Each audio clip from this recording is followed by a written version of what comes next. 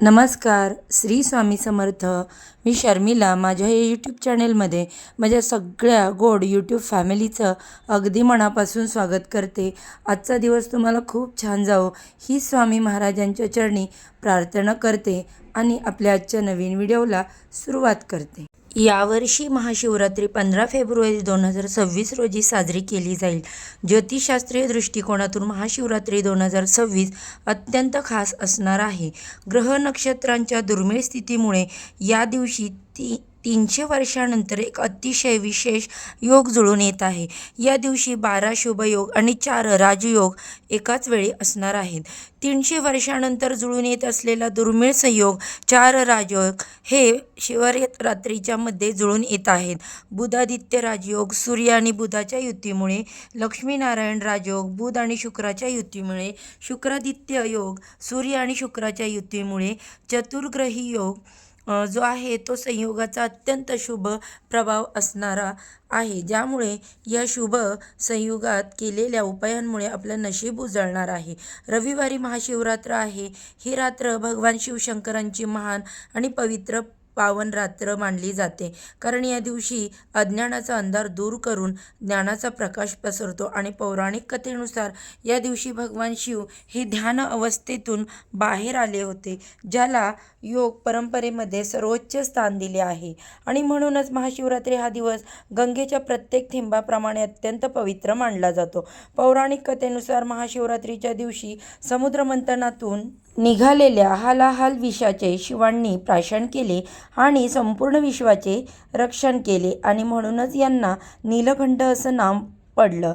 तसेच या दिवशी भगवान शिव आणि माता पार्वती यांचा दिव्य विवाह पार पडला, ज्यामुळे हा दिवस दाम्पत्य जीवनातील सुख, सौभाग्य, प्रेमासाठी अत्यंत पवित्र मानला जातो. या पवित्र दिवशी रात्रीच भगवान शिव प्रथम लिंग स्वरूपात प्रकट झाले. त्यांचे तेज कोटी सूर्याच्या समप्रकाशासारखं होतं, आणि म्हणून या दिवशी उपवास, रुद्राभिषेक आणि जागरण केल्याने भक्तांच्या मनोकामना पूर्ण होतात, पाप नष्ट होतात आणि जीवनामध्ये सौभाग्य आणि समृद्धी येते. भगवान शंकर आणि माता पार्वती आपल्या भक्तांना आशीर्वाद देण्यासाठी पृथ्वीवर येतात, आणि त्याच दिवशी शिवतत्व हे पृथ्वीवर 1000 पटीने कार्यरत असतं. आणि त्याच वर्षी महाशिवरात्रीला 300 वर्षांनंतर अत्यंत दुर्मिळ असे राजयोग निर्माण झालेले आहेत. अशा शुभ संयोगांमध्ये आपण ज्या काही सेवा व उपाय करतो तर त्या आपल्याला 100% फळ प्राप्त करून देतात आणि खूप म्हणजे खूप प्रभावी ठरत असतात. आपल्या सर्व इच्छा मनोकामना निश्चित पूर्ण होतात. या उपायासाठी आपण उपवास नाही केला तरी देखील चालेल. आपण हा उपाय करू शकतो. फक्त घरात त्रुटीचा एक खडा ठेवा, आणि असं मानलं जातं की या उपायामुळे कोणताही शत्रू फक्त 2 दिवसात संपेल, 7 पिढ्यांचे दारिद्र्य नष्ट होईल, घरातील नजरबाधा दूर होईल आणि घरात अखंड लक्ष्मी नांदेल, मुलांची, पतीची भरभरून अशी आणि कुटुंबाची सुद्धा प्रगती होईल. तर बघा, त्रुटीचा खडा कुठे ठेवायचा आहे, हा उपाय कसा करायचा, कोणत्या वेळेला करायचा आहे, याबद्दलची संपूर्ण माहिती आज मी या व्हिडिओमध्ये तुम्हाला सांगणार आहे. त्यामुळे व्हिडिओ स्किप न करता शेवटपर्यंत नक्की पहा. चॅनेलवरती पहिल्यांदा नवीन आला असाल तर व्हिडिओला लाईक करा, चॅनेलला सबस्क्राईब करा आणि बाजूला असणारे बेल आयकॉन क्लिक करा, ज्यामुळे मी जेव्हा पण माझ्या चॅनेलवर नवीन व्हिडिओ अपलोड करेल त्याचे नोटिफिकेशन सर्वात आधी तुम्हाला मिळेल आणि तुम्ही एक पण व्हिडिओ मिस करणार नाही. तर पहा, हा उपाय सकाळपासून ते संध्याकाळपर्यंत तुम्ही तुमच्या वेळेनुसार कधीही करू शकता. संपूर्ण रात्र ही महाशिवरात्रीचा दिवस शुभ आहे. या दिवशी केलेले उपाय 100% सिद्ध होतात. यंदा महाशिवरात्रीला शिवार्थ सिद्धी योग तसेच अमृत योग हे सुद्धा निर्माण झालेले आहेत, जे इच्छापूर्तीसाठी खूप महत्त्वाचे मानले जातात. आणि या शुभयोगात जे काही उपाय केले जातात किंवा ज्या काही सेवा केल्या जातात निश्चितच त्या सिद्ध होतात आणि भक्तांना त्याचं फळ मिळतं. त्यामुळे या दिवशी हा उपाय करणं अत्यंत लाभदायक ठरतं. या उपायामुळे घरातील नकारात्मकता, नजरबाधा, वाद, क्लेश, मतभेद इतर ज्या अडचणी आहेत तर त्या दूर होतात आणि घरामध्ये शांतता, ऐक्य, समृद्धी नांदते. जर तुमच्या घरात सतत भांडणं होत असतील, नवरा बायकोत, आई मुलांमध्ये किंवा कुटुंबातील इतर सदस्यांमध्ये शांती टिकत नसेल, पैशाच्या अडचणी सतत निर्माण होत असतील, घरातील सदस्य मेहनत करत आहेत तरी त्यांना फळ मिळत नसेल, मुलं सतत आजारी पडत आहेत, बाहेरची नजरबाधेच्या समस्या त्यांना उद्भवत आहेत, तर बघा हा उपाय अत्यंत प्रभावी आहे, कारण तो घरातील सर्व संकट, अडथळे आणि दरिद्रता दूर करतो आणि कुटुंबाची भरभरून अशी प्रगती होऊ लागते.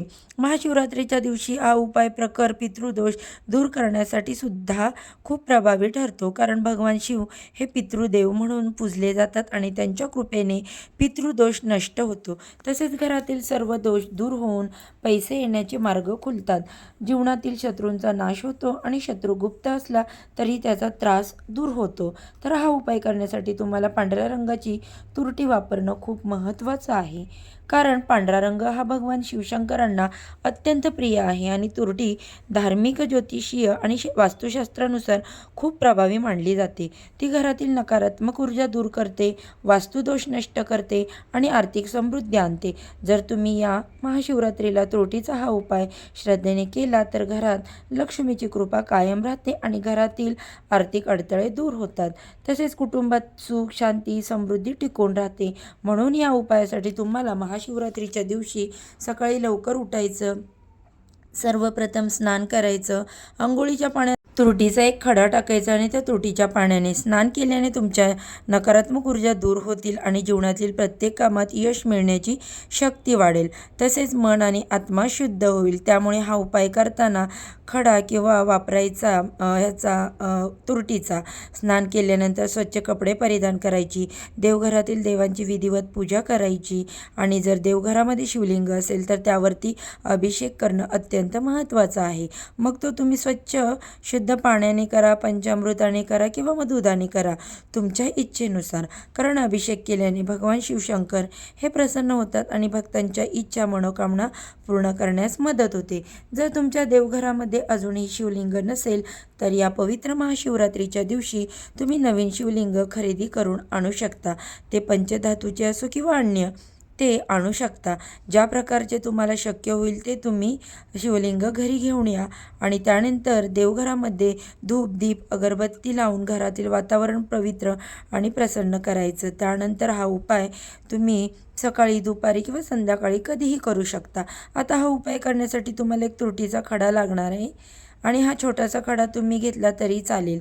त्यानंतर अगदी आपल्या तळहातात एवढा एक पांढरा रंगाचा कपडा तुम्हाला घ्यायचा.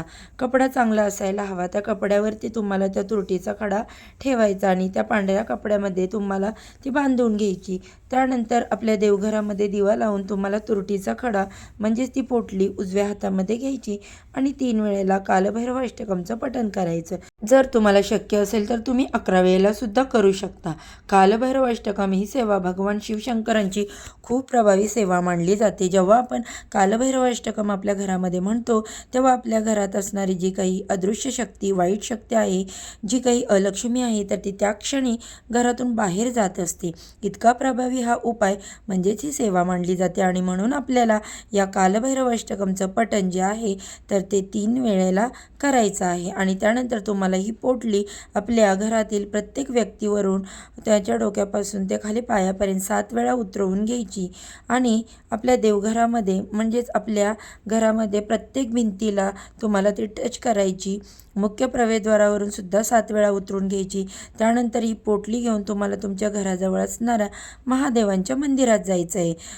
महादेवांच्या मंदिरामध्ये गेल्यानंतर शिवलिंगावरती जो निमुळता भाग असतो म्हणजेच पाणी अर्पण केल्यानंतर शिवलिंगावरून जिथून पाणी बाहेर पडते तर तिथे तुम्हाला ती पोटली जी आहे ती ठेवून द्यायची आणि त्यानंतर दोन्ही हात जोडून भगवान शिवशंकरांना प्रार्थना करायची आहे की हे महादेवा, माझ्या घरात शांती आणि आनंद ठेवा.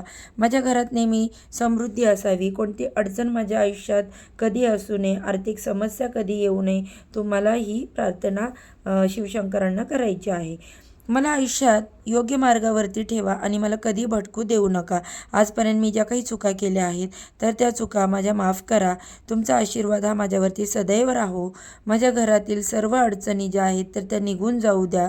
अशी मनोभावे तुम्हाला भगवान शंकरांना प्रार्थना करायची. त्यानंतर तुम्हाला मंदिरातून बाहेर यायचं आणि पुन्हा नंदीदेवांचं दर्शन करून नंदीदेवांसमोर हात जोडून तुमच्या मनातील जी इच्छा आहे ती व्यक्त करायची. तसं तर हा उपाय जो आहे तो तुम्हाला उद्या महाशिवरात्रीला करायचा आहे. हा उपाय अवश्य करून पहा. खूप जास्त प्रभावी असा हा उपाय आहे. महापुराणामध्ये हा उपाय जो आहे तर तो सांगितलेला आहे. तोच उपाय आज मी या व्हिडिओमध्ये तुमच्यासोबत शेअर केला. आवर्जून यंदा महाशिवरात्रीला हा करायचा आहे. त्याचबरोबर जर तुमच्यावरती एखादं कर्ज असेल, घराचं किंवा गाडीचं, जमिनीचं, शिक्षणाचं किंवा इतर कोणतंही कर्ज असो आणि त्या कर्जातून तुम्हाला बाहेर पडायचं आहे, पण कर्ज फेडण्यासाठी तुमच्याकडे पैसे येत नाही, पैसे टिकत नाहीत किंवा ते कर्ज फेडण्यासाठी तुम्हाला योग्य मार्गच मिळत नसेल, तर तुम्ही महाशिवरात्रीला हा उपाय नक्की करा. हा उपाय पुढील सुद्धा महापुराणामध्येच सांगितलेला आहे. तोच उपाय तुम्हाला करायचा आहे. तर हा उपाय तुम्हाला कर्जमुक्तीसाठी करायचा आहे. काय करायचं आहे, उसाचा रस घ्यायचा 1 कप भरून आणि उसाचा रस त्या रसाने तुम्हाला शिवलिंगावरती अभिषेक करायचा आहे. आता हा अभिषेक तुम्ही तुमच्या देवघरामध्ये शिवलिंग असेल तर तिथे सुद्धा करू शकता किंवा मंदिरामध्ये जाऊन तुम्ही अभिषेक केला तरीसुद्धा चालेल. असं म्हटलं जाते की या महान दिवशी जर शिवलिंगावरती उसाच्या रसाने अभिषेक केला तर कर्जमुक्ती होते, कर्जाच्या सर्व समस्या दूर होतात आणि म्हणून कर्जमुक्तीसाठी हा एक उपाय तुम्हाला आवर्जून करायचा आहे महाशिवरात्रीला.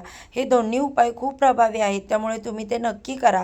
हे दोन्ही उपाय तुम्ही सकाळपासून ते संध्याकाळपर्यंत कधीही करू शकता. पण जर तुमच्या घरामध्ये सुतक असेल तर हा उपाय तुम्ही अजिबात करू नका. या दिवशी तुम्हाला फक्त उपवास करायचा आहे. महादेवांची पूजा तुम्ही नाही केली तरी चालेल. फक्त मंदिरामध्ये बाहेरून तुम्ही दर्शन करू शकता, कारण सुतक असेपर्यंत आपण देवघरामध्ये सुद्धा दिवा लावत नाही आणि म्हणून पूजा करण्याचा प्रश्नच येत नाही. तुम्ही फक्त दिवसभर नामस्मरण करायचं आहे, उपवास करायचा आणि जर मासिक धर्म असेल तर तुम्हाला हा उपाय करता येणार नाही. पण तुम्ही तुमच्या घरातील इतर स्त्री पुरुषांनी हा जर उपाय केला तरीसुद्धा चालेल. तर हा महत्त्वपूर्ण व्हिडिओ तुम्हाला कसा वाटला?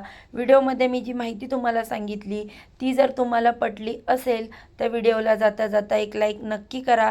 चॅनेलवर पहिल्यांदा नवीन आला असाल तर व्हिडिओला लाईक करा, चॅनेलला सबस्क्राईब करा आणि असे छान छान नवनवीन व्हिडिओ पाहण्यासाठी बेल आयकॉनला प्रेस करा. चला तर मग आजच्या व्हिडिओचा इथेच एंड करते. सर्वांना श्री स्वामी समर्थ. ओम नमः शिवाय.